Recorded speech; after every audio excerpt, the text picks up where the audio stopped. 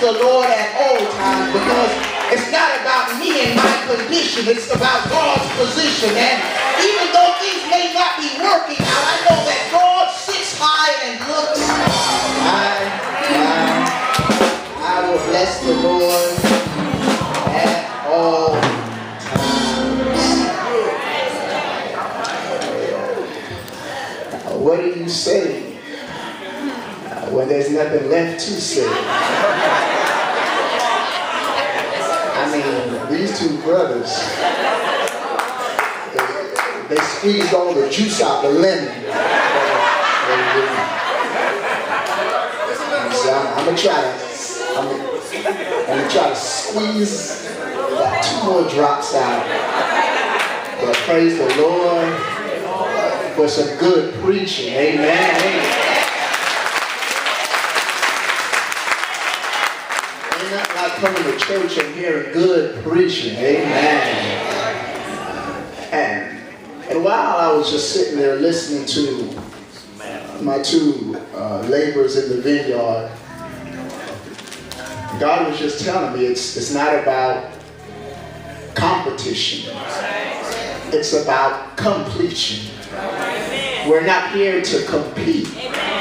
And I already feel it by the spirit of these 2 brothers. We're not here to compete. We're here to complete. And there's about 5 people who walked in here tonight incomplete. And you're still depressed. You're still staying up at night. You're still lacking joy. And God is saying tonight, you're going to be complete. You're going to leave here whole. You're going to leave here complete.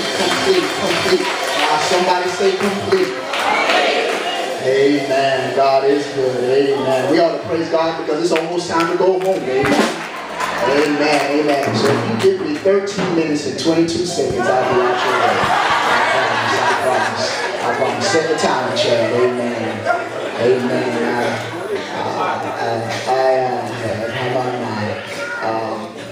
I heard Pastor Williams, he got to introduce his wife. Brother Octavius got to introduce his wife. Bishop got to introduce his wife. And I feel so sad tonight. Because at our church we're having a Christian comedy show, and my wife, she's also an ordained minister, so she's in Orlando holding down our church. But amen.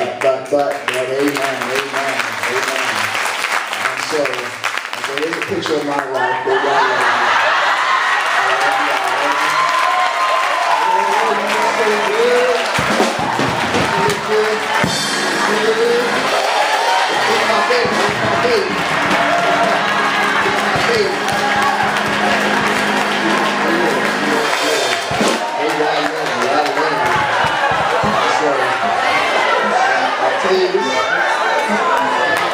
I'll tell you this, things, y'all know I gave her a shout out, so amen. God is good. If you have your Bibles, entertain me to the Gospel of Luke. We're going back to Luke. For a second I thought Octavius was going to preach my sermon. The Gospel of Luke chapter 9. I'm going to read verses 12 through 17. Amen. Reading from the King James Version of the Bible. They call it Mama's Bible. King James Version of the Bible. Luke chapter 9. Beginning in verse 12. And when the day began to wear away, then came the 12 and said unto him, send the multitude away, that they may go into the towns and country round about, and lodge and get victuals. For we are here in a desert place. But he said unto them, give ye them to eat. And they said, we have no more but 5 loaves and 2 fish, except we should go and buy meat for all this people. For they were about 5,000 men. And he said to his disciples, make them sit down by 50s in a company. And they did so, and made them all sit down. When he took the 5 loaves and the 2 fish, looking up to heaven, he blessed them. Somebody say bless. And break. And gave to the disciples to set before the multitude. And they did eat, and were all filled. And there was taken up of fragments that remained to them 12 baskets. I want to preach to you tonight using as a title, if God blessed it, that settles it. If God blessed it, that settles it. Too often we second guess God. He gives us clear and specific instructions, but because of a lack of faith, we fail to follow through. And we ask God, God, why didn't you? How could you? Where were you? And if the truth be told, very often God is saying, I'm still holding to my end of the bargain. I'm waiting for you to get it together. Now, I'm not saying trouble is your fault, because he allows the rain to fall on the just as well as the unjust. But in the middle of your trouble and in the middle of your trial, in the middle of your famine, are you second guessing God? Are you second guessing his ability to provide? Are you second guessing his ability to protect? Are you second guessing God? It's very easy to instinctively react to what we see instead of our faith. I found out many of us are in an internal war with ourselves. You're fighting against your own mind. You're fighting against your own body. You're fighting against your own will, and there's an internal war raging on the inside of you. Should I keep trusting God, or should I do it my way? Should I come to church tonight, or should I go to ABC Liquor? Should I stay home, or should I go to the club? Very often we ask God, God, what's the point? What's the point of trusting you when I don't see a change? What's the point of trusting you when my husband is still coming home drunk? What's the point of trusting you when I have to go to the jailhouse and bail my child out? But the Bible says to lean not to your own understanding. In all your ways acknowledge God, and he'll direct your path. You have to still believe it's turning around. You have to still believe that you serve a God who's still able. You have to believe that you still serve a God who can still do exceedingly and abundantly. I'm talking to two people, and you're on the verge of turning back. You're on the verge of throwing in the towel, and God is saying it's still going to turn around. It'll still work in your favor. It'll still produce a change. I don't know who I'm talking to. I don't know what you walk in here with, but God told me to tell you it's turning.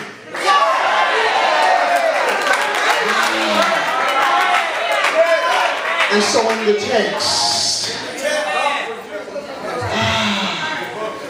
verse 12, the disciples begin giving Jesus instructions. Jesus, send the crowd away so that they can get food, because we're in a dry desert. That's where we mess up right here.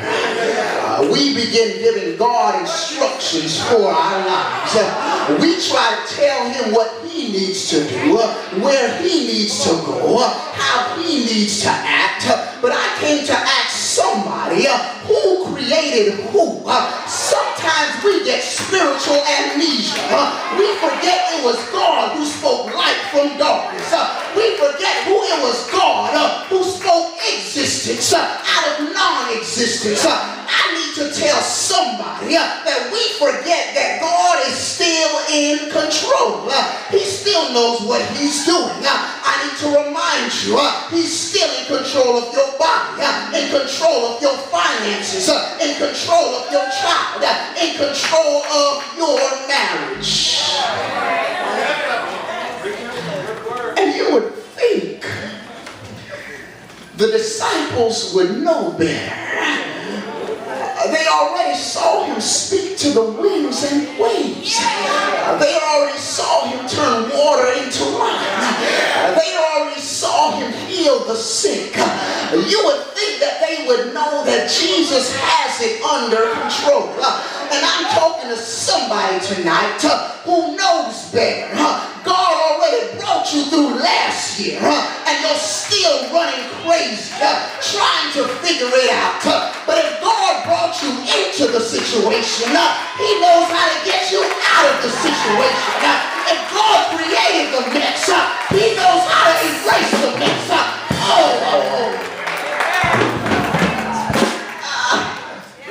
Amen. I like what Jesus tells them in verse 13. Says, y'all are telling me what to do. Why don't you get them something to eat? That's what he said. You seem to have already analyzed the situation. You seem to have already figured it out. Why don't you get them something to eat? You see, when God asks a question, it isn't because he's lost. He's waiting for your response. The disciples responded by saying, we have nothing but 5 loaves and 2 fish. And this is it right here. They realized their inadequacies. They were admitting the situation was out of their control. You see, when you stop battling yourself, when you stop battling the situation, when you stop battling God and just say, God is out of my control, when you get out of the way, that's when God can have his way. Jesus now says, sit them down by 50s. Okay. And this is where walking by faith and not by sight comes in.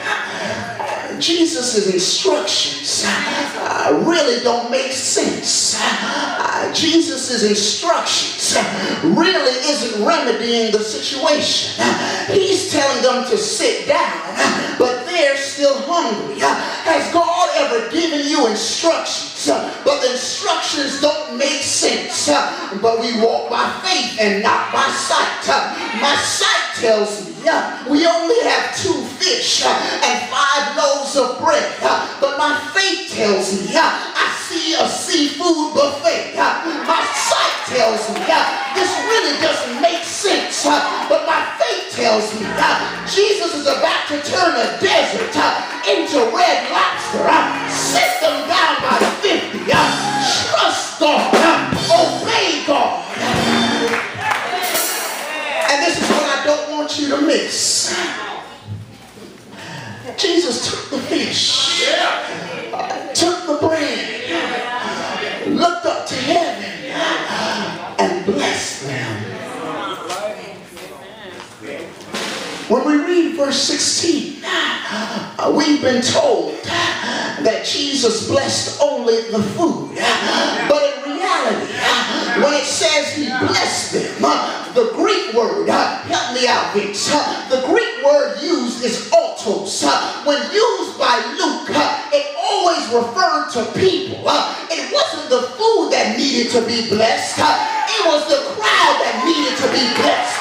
In order to receive what God had in store for them, they had to be blessed so they could look past their problems and see the solution. They had to be blessed so they could stop focusing on what they were lacking and what God was packing up. Oh, I just helped somebody.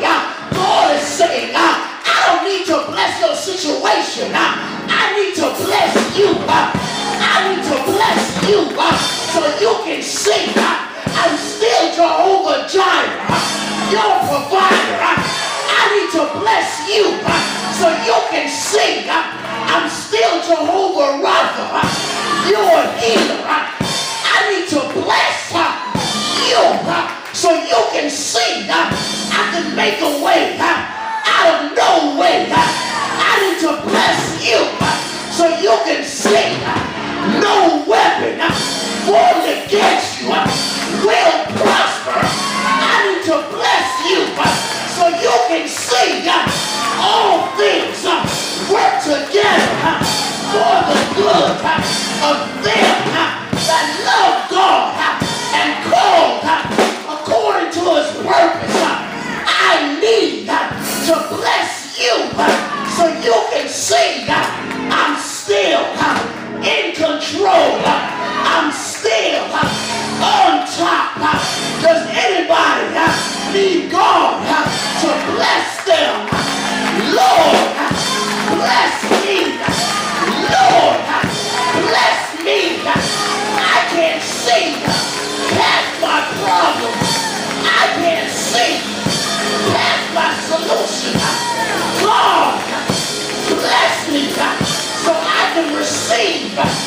bless me so I can get it. Bless me.